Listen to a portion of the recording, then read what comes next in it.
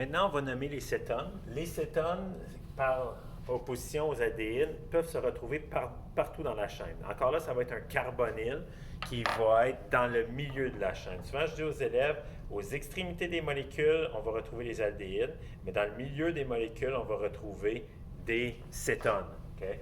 Donc, à ce moment-là, si on regarde le nom, on va tout le temps voir que la position du carbonyle qui va être indiquée dans le nom.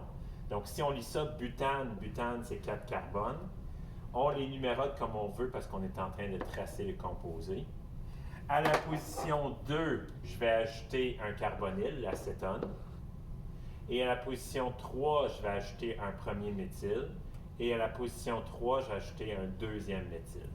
Donc là, j'ai fini de tracer mon composé. Quand vous tracez deux méthyles comme ça, il peut y en avoir un en haut, un en bas, ou des fois, on va mettre les deux en bas ici pour représenter un peu la forme tétraédrique.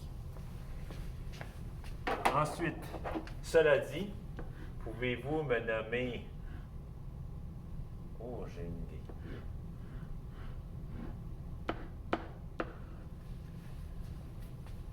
Pouvez-vous me nommer cet oiseau-là? OK.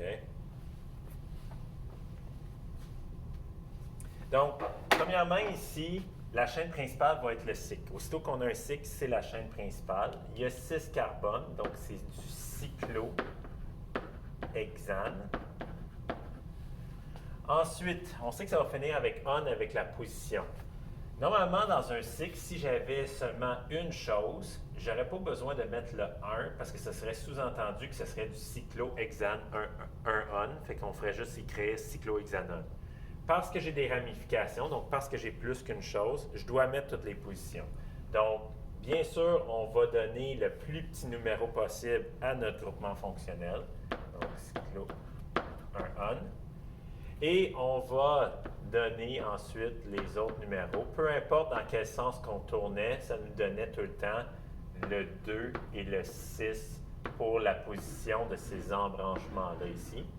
Ils ont 2 carbones chacun, ce sont des éthyles. Parce qu'on a 2 éthyles, c'est diéthyl.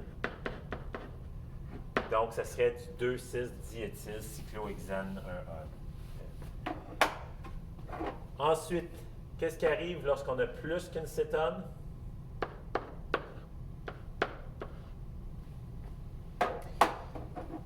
Donc, si on veut nommer ce composé-là, premièrement, on commence par la chaîne principale, 1, 2, 3, 4, 5. Elle doit toucher tous les groupements fonctionnels. C'est du pentane. Ensuite, pour dire qu'il y a 2 groupements cétones, parce qu'ils ne sont pas aux extrémités. S'ils étaient aux extrémités ici, ce serait des aldéhydes, mais comme ils sont à l'intérieur, ce sont des cétones.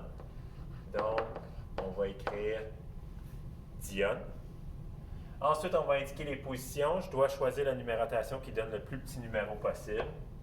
Donc, ici, c'était meilleur de numéroter de droite à gauche. Donc, la position, ça va être 2,3 dione. Donc, c'est du pentane 2,3 dione. Il y a une cétone qui est tellement populaire que son propre nom, c'est l'acétone. C'est ça ici, donc 3 carbones avec un carbonyle dans le milieu. Son vrai nom serait le propanone. Je ne mettrai pas de numéro parce que c'est sûr qu'il est à la position 2. Ça ne peut pas être à la position 1 ou 3 parce que ce serait un aldéhyde sinon. Donc, l'acétone. L'acétone, on l'utilise comme dissolvant ou vernis à ongles. Donc, si vous voulez enlever le vernis à ongles que vous avez sur vos doigts, souvent, ça va être de l'acétone ou de l'acétate d'éthyle. Mais l'acétone, c'en est un qui est utilisé.